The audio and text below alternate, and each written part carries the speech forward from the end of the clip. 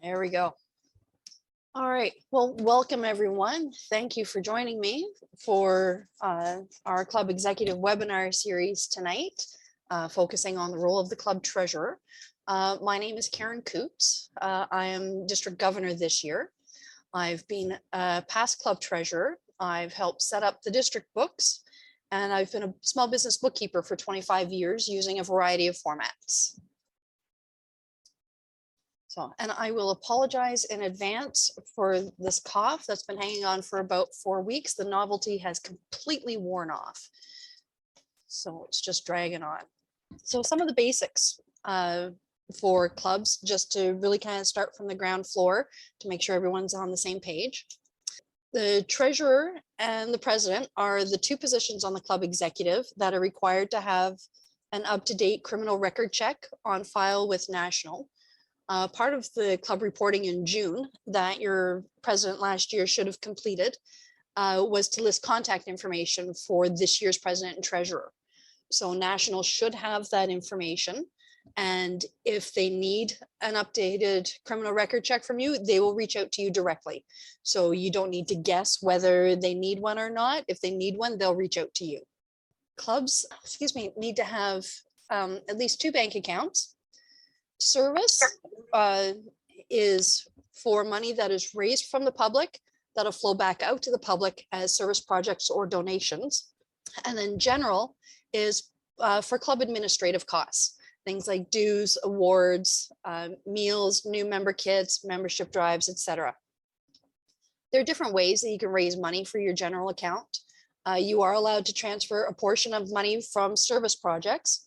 Some clubs specify that needs to be 15%, but there really isn't a national requirement or minimum.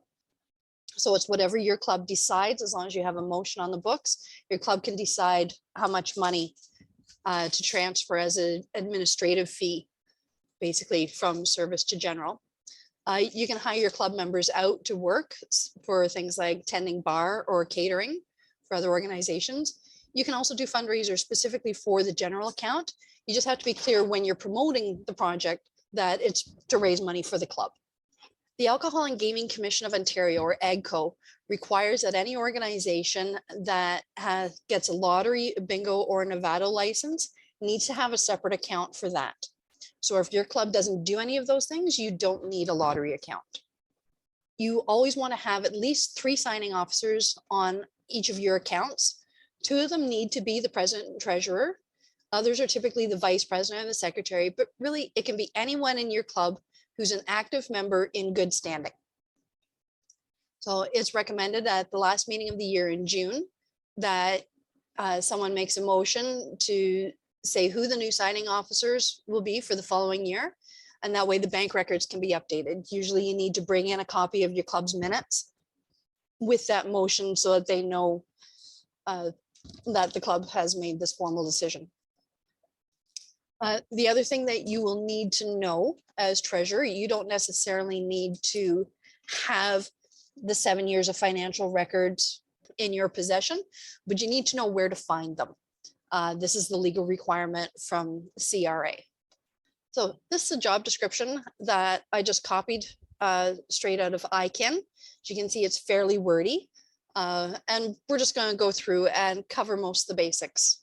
First thing that needs to happen, and what should be happening right now, is your treasurer from last year should be looking after getting this done. The current requirement is that you need to have your club books reviewed by a kin member who is not a signing officer or a member of their family or household. So if you're the treasurer, you can't have your spouse review them. It needs to be someone independent. When I was looking into this a bit more, ONCA took effect in October of last year. And the requirements, whether your club needs an actual audit done by an accountant or whether it can be a fiscal review, like what's required now, that requirement legally will be based on the annual revenue of your club. So what may be appropriate for your club may be not required if their revenue, if the next club is significantly higher or lower in revenue. So some clubs may need to be updating their house rules. We are looking into this at the district level, and we'll make sure that there's clear communication on this coming forward within the next year or so. We have until October, each club has until October 2024 to get this updated and have the new requirements met.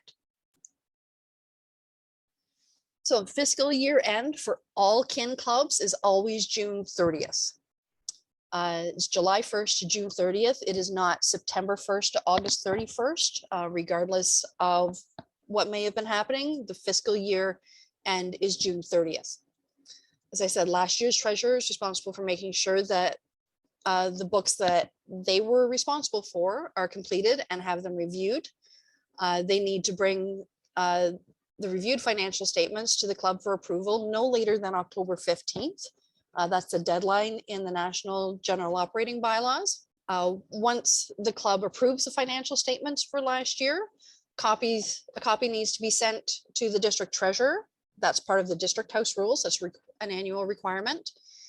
And they need to make sure that your club's tax return is filed and confirmation is forwarded to National by November 15th. This is the November 15th hard deadline for everything national.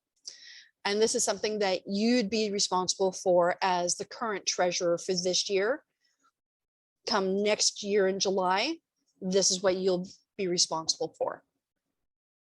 So are there any questions about the audit or financial review? Karen? Yes. So the tax returns to be done by the 15th, but it's not actually due for the government till the end of the year, right? Right. Okay. Yeah. Because I would get confused. We seem to be doing it. I always get it done by the 15th, but then I thought it was for the that it was due for the year before or something. It was, but it's, you want that June 30th done by the 15th, even though it's not actually due to the government. Yeah, at the end of the year. and communication from National is kind of murky. Yeah. If you're able to get the financial, I just figure if you're able to get the financial statement done and get it over It with sort and of out of the gives us a way. date that we do work towards that, but Yeah. The government requires that your taxes be done within 6 months of your fiscal year end. So yeah, so the government requires it by December 31st. But if you aim for November 15th, then that's going to keep your awards chair happy, because then you're eligible for the bulk as well. The meat and potatoes of the treasurer position is dealing with all the banking duties, so all the deposits and writing the checks and recording. So basically keeping the books. You do want to keep this structured and formal to a certain extent, because the club is incorporated is a legal nonprofit corporation. So this isn't a petty cash or a beer fund kind of situation. There are certain legal strictures that you do want to follow for your protection and the protection of the club. As the treasurer, you are the principal signing officer on all accounts that are in the club's name. So if your club has a bingo account and the bingo chair has been looking after it, you still have to be the primary signing officer on that bank account, because the account belongs to the club and you're the elected treasurer for the club. And all check and deposit books should be in your possession. So the other thing that you want to remember is you want to stay independent. You don't want to be chairing a project and then get tied up with other issues that are going on and then drop the ball when it comes to the finances. You don't want to have that distraction as the treasurer. Just be the treasurer for the club. So money in, cover yourself. Honestly, when it comes to being treasurer, paperwork is your friend.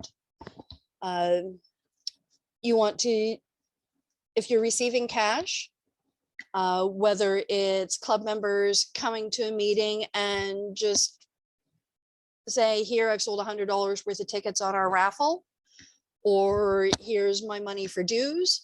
You want to use a receipt book. That way there's no argument or confusion whether you've received the money or not. And it also makes things so much easier because there's so much going on in your meetings. If you've got 10 people coming in and dropping things in front of you, and here's a bill for this, and here's my cash for this, and here's some money for ticket sales. If you have a receipt book and everything's written down, then it makes it a heck of a lot easier for you to be able to sort it out afterwards. You know, at that point, you can just take all the cash and checks, throw it in a Ziploc bag, throw the receipt book in there, and you know you have a record when you sit down the next day and go through it, that you're not going to forget who gave you what. When it comes to cash, especially if you're receiving money from a project such as a food booth, never accept just a bag of cash and take someone's word that that's how much is in it. If the project chair comes to you and say, here's the cash from the food booth on Saturday, sit down with them right away. Both of you count it and have a piece of paper there that says, this is how much money we have, this is the date, and both of you sign it. That covers you and it covers them.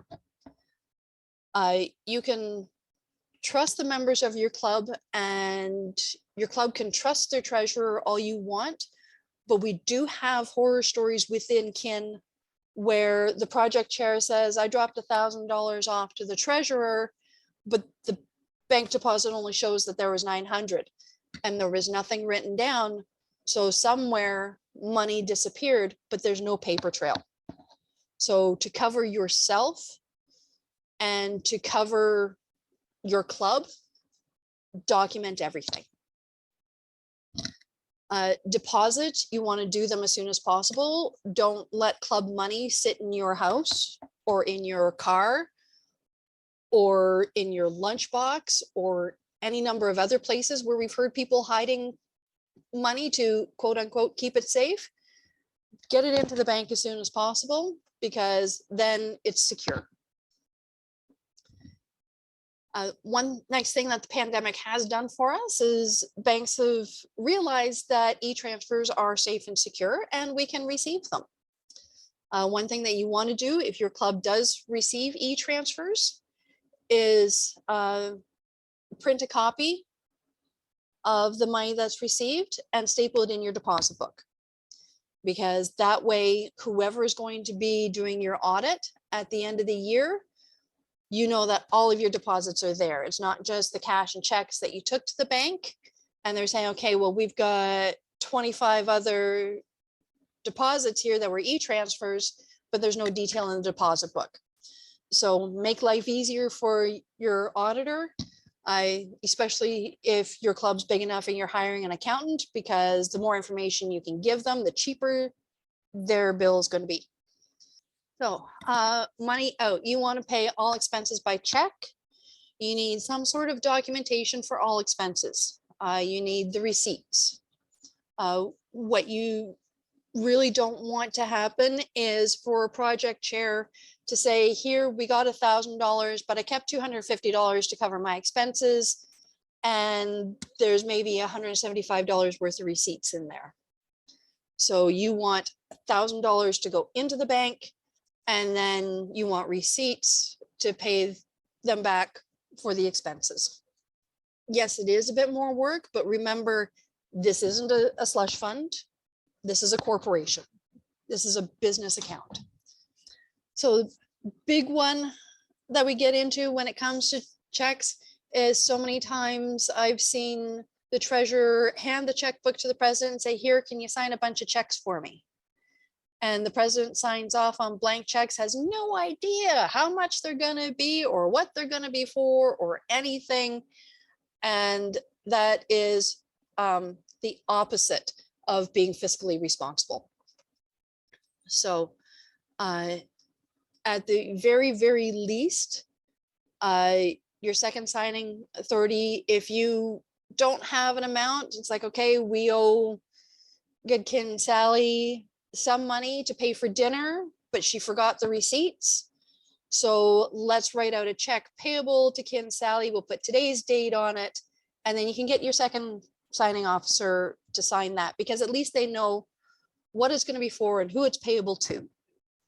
And then, so it's not ideal, but it is a way to at least show that there is going to be the fiscal responsibility there. So another reason why you want to have at least 3 signing officers and any 2 to sign is because you should never be signing a check that is payable to yourself. Again, it's just a simple way to cover your butt and keep yourself free of any question of liability. Know who your signing officers are. I will jump in and say that. I know there are some clubs that, depending on the age of the members, they have snowbirds in the club. So, and one of them is typically one of the signing officers. So they actually have 4 people signing on the account, so that when she goes off on her vacation, the club isn't stuck. You still have people there that can sign off on things. Next item, pay things on time. District, national and zone dues, the due date is always on the invoice. So don't risk putting your club not in good standing just because you don't get around to sending out the checks. If you have club members who have put personal money out on the line, don't leave them out of pocket for any longer than necessary. Respect your members so that they are willing to go the extra mile for the club, and they know that the club is going to cover them in a timely manner. And also, if you have local vendors, any suppliers in that, remember you're working on the reputation of the club, and you don't want to tarnish that by not paying or late paying any invoices. The other thing that you want to do is make sure that expenses are valid. If you have Goodkin Joe is the chair of a major project, and then Kin Kevin comes in and just hands you a receipt and say, here, I spent $150 getting supplies for this project. Don't pay that bill without verifying with Joe, the project chair, that it's an authorized expense. Again, that comes from horror stories that we've heard, that they talked about, they decided not to do it, but Kevin still thought it was a great idea, so he went out and spent the money anyway, and then wanted the club to pay him back, even though the committee had decided not to do that. So don't, keep yourself safe. Don't get caught in the middle of a situation like that. So, and then also, if your club decides that they're going to make a donation to something or other that's not necessarily in the budget, make sure that that is recorded in the minutes, that the club has made a motion and approved that donation. And then that's the paper trail that you would need to authorize the writing of that check. So there are lots of different ways to keep track of the money. In order of preference, ideally, you want to use accounting software. My personal preference for Kin tends to be QuickBooks, just for ease of use.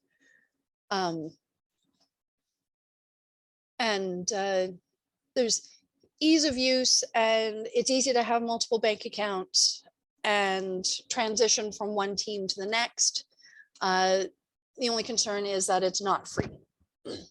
But if your club has significant projects that you're typically bringing in like $20,000 to $30,000 a year from a particular project, it's easy to validate the cost of using professional accounting software. It can be written off as a project expense, and if you're using something like QuickBooks Online that's cloud-based, it's secure, you can have multiple users, and you never have to worry about a backup. And it's super easy to transition from one year to the next. It's just a matter of adding and removing users. Next best choice, if you have a laptop that you can use for the club, purchase QuickBooks and install it on that, and then just pass that equipment on from one year to the next. Just in that case, make sure that you're taking backups and that the backups are stored in your club's Google Drive, or that at the very least you have a USB key that goes to another member. I think, because the last thing you need is for something to happen to your house, either a break-in or a fire or a flood or something like that, and suddenly your club's books are gone. So spreadsheets are the option that most clubs use. You just need to be very careful with formulas. They can be easy to transfer from one year to the next. And they also allow you to do some of the reporting that you do. You can certainly make the spreadsheet programs work for you. As I mentioned, if your club has a Gmail address, using Google Sheets is super easy. And the nice thing is that you can also share the spreadsheet with your members, and you can set them up so that they can view that and not change it, which allows for the transparency that you need for your books. Next best options would be spreadsheet with a regular backup. It's really not recommended that you use a spreadsheet on a personal computer with no backups, and a paper ledger is the least reliable way of keeping track of your books, because you only ever have one copy. There's no backup, and it makes reporting a lot more difficult because everything has to be done by hand. There's so much room for human error that it's really difficult. So we're just going to run through a really quick sample of how a spreadsheet would be set up. This is a version for the Kin Club of any town, and as for their service account. So I'm just kind of quickly go through it section by section. If you have any questions, just unmute yourself and interrupt me. That is no problem at all. So where you want to start are the specifics. So you have the date that the check was written, the reference number, if you're doing a deposit, or if there is an e-transfer received, again, have the date that it hit the bank account and that information here. And then under description, who it's payable to and what it was for. Have a little bit of detail right there in the ledger. So income, if you have a deposit or receive an e-transfer, would go in the income line or income column. Adding checks, obviously, would be, oh, good heavens, I'll stop clicking on what I'm doing here. And then your account balance is a simple formula. So you take the previous balance, you add the income, subtract the expense, and then that's how you get the total on that line. So it's really straightforward. And that feature comes in handy when you're doing your bank reconciliations, and we'll get to that in a couple of slides. Tracking, your club will probably have this set up already. This particular year for this particular club, they had very few projects. They were very much in a kind of survival mode. But if your club has a large project like a large community dinner or a car show or a summer fest, and you do it every year, by all means have a separate column in there so that it shows up as a separate line item on your reports. That certainly makes things a lot easier for the club going forward and looking at it. And if you're using a spreadsheet, there's no limit to the number of columns you can have. So one important thing to do if you're using a spreadsheet is to make sure that you have your control column at the end. And basically that's a simple formula where you take your income plus your expense and you subtract everything that's in here, and it should always just come to zero. It's just a nice verification. Sometimes when I'm using spreadsheets, you get going so fast, you hit enter or something, and you end up entering this 350 on the wrong row. And if you have your control column there, it catches it'll jump right out at you because it doesn't look the way it's supposed to, and you know to look for the mistake. And you don't have to worry about not being able to catch it and having to go through everything with a fine tooth comb. It has saved my bacon a few times having that. And then next step for verification is when you get your bank statement, have a column there just that you can mark it off when this particular check or deposit, you see it on the bank statement and it's cleared off and showing on there. That's something that'll make a difference when you're reporting to your club. You can say, okay, we have this much in the bank, but we have this many checks that haven't cleared the account yet. And it also is a quick way to look if there are checks that you wrote a couple months ago, to follow up and really keep track and make sure it's like, okay, Kin Joe, we gave you this check. I need you to cash it. Get that done, please. So here's the whole spreadsheet again. Are there any questions? I know I went through that really quickly. If you have any questions now, feel free to speak up. I'm always available to answer questions later on as well. I haven't heard anything and I can't see the chat. So if anyone is typing anything in the chat, please just unmute and tell me. All right, hearing none, we'll move on to the next step. The thing that club members depend on the treasurer for are your meeting reports. So often I'll visit a club and the treasurer's report will consist of reading off what the bank balances are in each of the accounts. And that's not a report. That's simply what the bank balance is. That doesn't tell us whether there are any outstanding checks, whether there are any outstanding deposits. It doesn't tell us where we sit with regard to the budget. So your treasurer's report at all general and executive meeting should include basically what you've been doing since the last meeting, if there have been any money received or any bills paid, what the current bank balance is, but then also your budget versus actual reports for all of your accounts. So, and here's an example of a budget versus actual. So the first column is all the headers from your spreadsheet.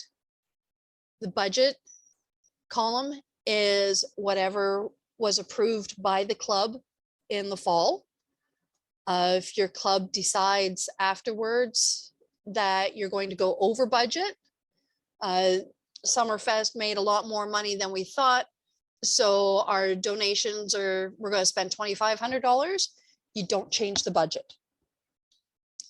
You just put in what your actual is, but your budget remains what was approved by the club at your fall meeting. So, and your actual, you pull the totals directly from the spreadsheet. Okay, bear with me for a moment. I'm just going to see whether I can do this fairly easily. So here's my live spreadsheet here. So, and on one tab, we have the spreadsheet, which I showed you a screenshot of. And you'll see down here at the bottom, we've got totals for each of the columns. And then what you can do on your statement tab, notice we're still within the same spreadsheet. So for an actual, you'll see up here where it actually equals this particular cell on the ledger tab. So as simple as hitting the equal sign, going back to the ledger, and this is the cystic fibrosis expenses. And now you can see it's a formula. So now and you can set this up, and then throughout the year, it'll show the year-to-date activity for that particular column. If you need to get that set up for your club, if you have any questions at any time, please don't hesitate to ask. And now that we've talked about reporting on the budget, now we're going to talk about preparing the budget. And this is something that you should be working on this summer with the president and previous treasurers. So what a budget is really helpful for is it keeps your expenditures under control. For example, the example that I just used, where the club had $1,000 budgeted for donations, but a request came in and someone said, well, let's give $2,500 to them. As the treasurer, it's your job to say that brings us over budget. And if the club makes a motion to approve going over budget because a particular project was much more successful or whatever, they're allowed to do that. But it's your responsibility as the treasurer to make them aware of the fact. It's like, this is the budget that you guys approved. So make your decision as a club. Like, you're still, as a member, as treasurer, you're only one vote. You don't get to veto things. It's the club's money, but it is your responsible to make them aware of the situation and to keep them kind of under control if you can. I know a couple of clubs where there are members who are fairly well off, and they're the first ones to say, nope, let's do that. And the treasurer has said, well, one, we didn't budget that much, and two, we can't drain that account because we need seed money for our next project.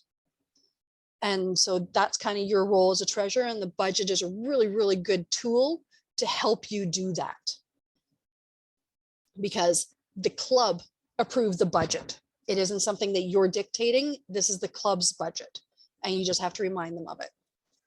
Once you have a budget put together, you want to circulate it to all members before the meeting so they have time to review it and think about it. This is not something that you want to slap down in front of them after they walk into the room and expect to have a good, solid, informed conversation about it. It's not going to happen. Be prepared to amend it based on member feedback. For example, a committee chair may have new information. They can say, well, the expenses for Summerfest are going to be a whole lot less because we don't have to rent the fencing. We've made an arrangement with this group and they're going to donate it to us, so we don't have to pay for that. So you can make some amendments like that. Ideally, what you would probably do is present the budget at one meeting, have a discussion about it, and then if it's amended, recirculate it so that members who aren't at the meeting have a chance to look at it, and then bring it to the floor again at the next meeting for approval. Are there any questions about budgets? Again, just remember that your club is a legal entity. It's a nonprofit corporation. So there is a certain, being formal really helps everyone. Every member of the club can ask to see the books at any time, and you have to share them. And ideally, club members are asking questions and looking for detail, because every member has an equal voice in the club, and every member is responsible for the finances. So as a member, for me to say, oh, well, money went missing, but it's got nothing to do with me because it was the treasurer that did that, that doesn't fly. Because I can say, well, things seem kind of sketchy, but I didn't bother asking, then that's on me as a member of my club. So you do need to be aware and be informed. And it's also a good safety net for a club, for clubs to have more than one member familiar with the books, because life happens. We never know when a club member is going to experience a family emergency, or if something's going to happen. I mean, accidents happen, And at some point, we hope this never happens to any of our family and kin. But at some point, someone may need to say, look, I need to walk away from treasurer's job because I have an emergency in my family and I can't deal with this. So you need to have members in your club who are familiar with the books so you can just hand it over and know that you don't have to worry about it or things are going to get completely and totally screwed up. So the more members of your club who are familiar with the books, the more financially secure your club is going to be. When I was preparing this presentation, one of the things that I was very impressed with is the number of resources that are available on IKIN. I printed off a few of them to help me put together this presentation. If you want to look at setting up your club on QuickBooks, there are a couple of resources in there specifically designed to help you get set up. I also took a look on KinU. The only financial course that I found there was Finance 101. I didn't find it at all helpful, to be perfectly honest. There was a lot of accounting terminology and things. I didn't find it particularly applicable to kin. So I'm just going to share that. It's probably still an informative course. But I don't know that it's one that's really going to help you as a club treasurer. So, and that's all I have for this evening. So now I am happy to open the floor. If you have any questions, I will do my very best to answer them tonight.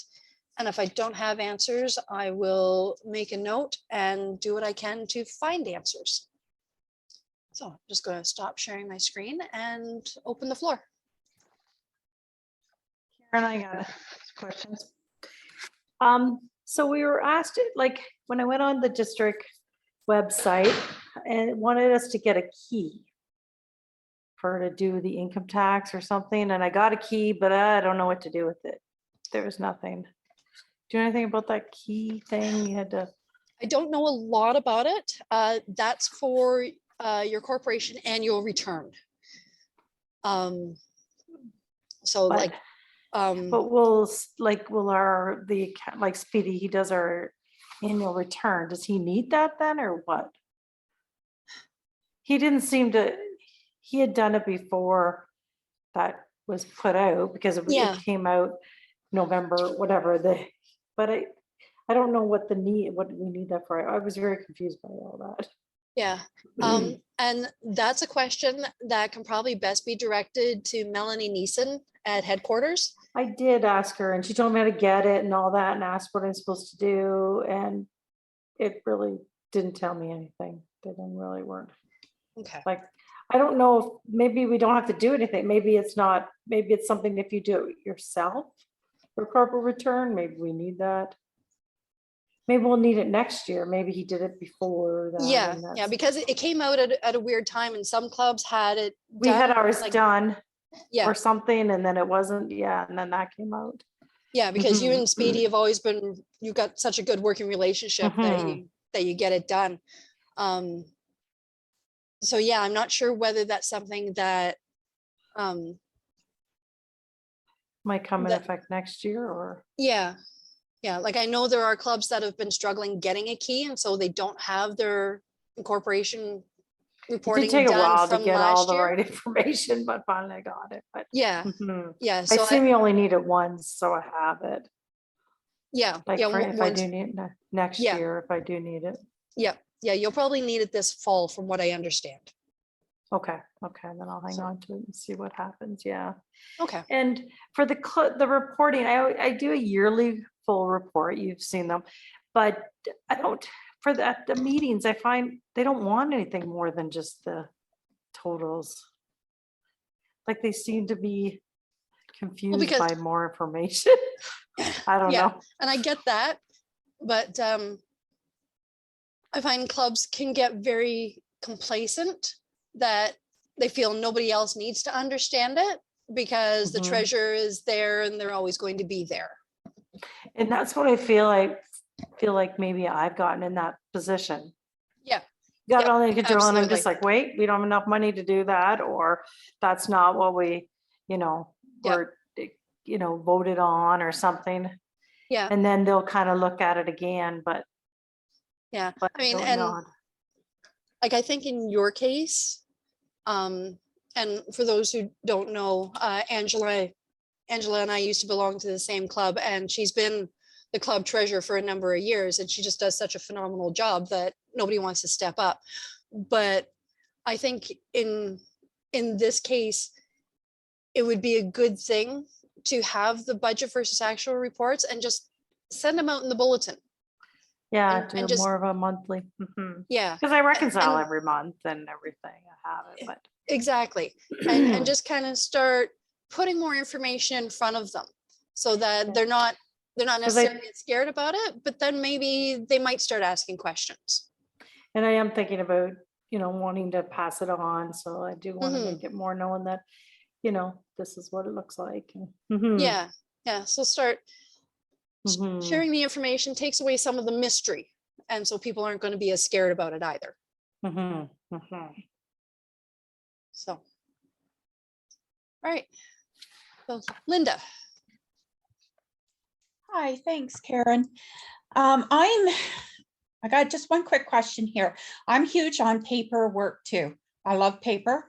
Yep. I have a folder that I take to the meetings every month, and I print everything off. I print off the monthly bank statement. I print off the copy of the checks that have been cashed, so that if anybody asks, I have that with me.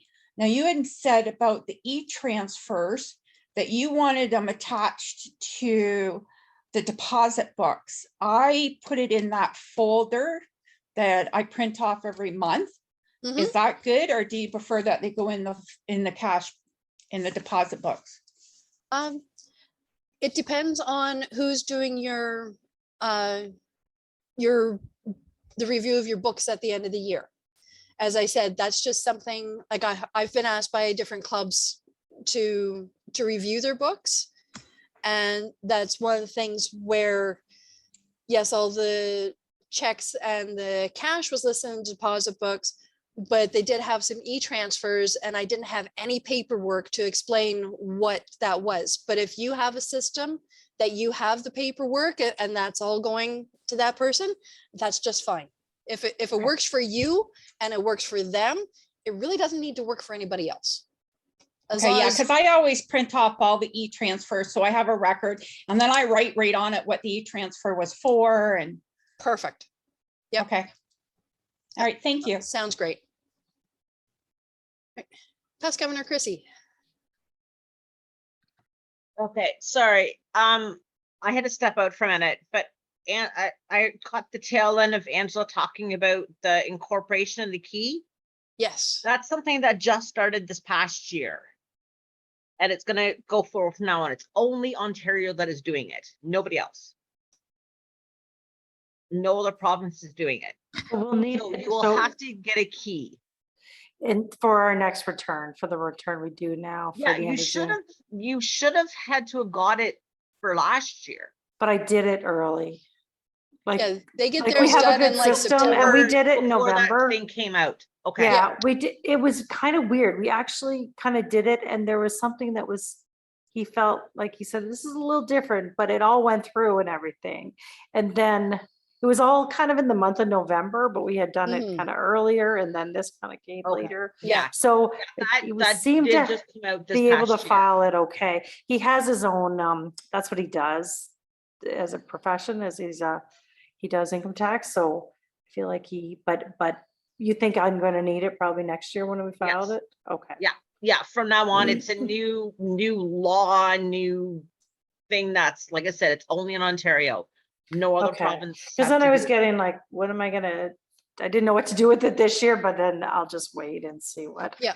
Yeah, happens yeah. now. and actually, we didn't even know nothing about it until another fellow governor, or past / current governor, came across it, and that's Sean Thompson in District 6. 6. Yep. He came across it and basically told us all at a governor's call.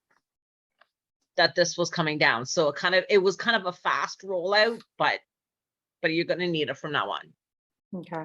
And it Mhm. may take up to 2 to 3 weeks to get the key. Yeah, I think it might even take it longer, but Mhm. like for me, but there was information I couldn't find. Like you had to, I can't remember what the process was, but maybe it was I think we couldn't figure out what email was on for the government because we have like an old email or something like that. We couldn't figure it out. Yeah. Or what address, or there was something to it. Finally, we forgot it, worked out, got it, but that kind of thing, you know, what's your address or what's your email? And you're like, well, I'm not sure which one was actually put in or, you know. Yeah, and I think that's the reason everybody was waiting this year to do it, like to get the key, because they didn't know what email address it was going to. Those kind of what things. What was it address, set up with? Mhm. because a lot of like majority of the clubs don't have a club room. So it's Mhm. going to somebody's house, their address, right? So it was a lot of confusion. So, Okay. like I said, And I came maybe- kind of at the end, so. I And just maybe figured- when we're looking at this at the end of the year, maybe we'll have more questions if we have issues when we're trying to do it. Yeah, if And- you have any issues, give me a call, because I do know a little bit kind Okay. of what happened, so reach Well, out to me and I can help you with it. Well, and I was just going to say that that kind of falls under the heading of risk management. And it just so happens that one of our district risk managers is the next person with his hand up. John, So with regards to the key, I'm not familiar with the key. I know of its existence and its purpose. Is it going to be a different key every year? Do we know that? Or once you have your key, that's your access code for filing that? Oh, I never thought of that. That, I don't know. I don't know if you have to, it's something that just came out, so I don't, It didn't look like it but- expired or anything on the sheet, the paper that come, but yeah, to the Because best, I would tend to best of think my that if, knowledge, I think it's you get one key for your organization and you keep that and you use it every year. because that could be, from yeah, all, that was never really told to us, so that I can't answer. We'll figure it out this 'Cause- fall. I would think well, that if, that's what I if think will Angela, happen if we have any issues. if Angela had filed and then the key came out and you received your key, it would lead me to think that that key is your key going forward. All right. Are there any other questions? Okay. Well, in that case, I will wrap up the recording. Thank you so much for joining me tonight. As you know, this session was recorded. Eventually, it is going to be posted on the district website. So if you're talking to other people, perhaps someone that you want to recruit to be a club treasurer, or someone who wasn't able to join us tonight, then the video will be available on the district website probably in about a month or so for everyone to watch. When's the president's one? We have a new Next- president. Next week. week? I Yep. should tell her about it. She's a young, Nicole, young girl that would be, Yeah. might find it helpful. Mhm. Yes, yes, it would definitely be advantageous for her. So, okay. Thanks, Karen.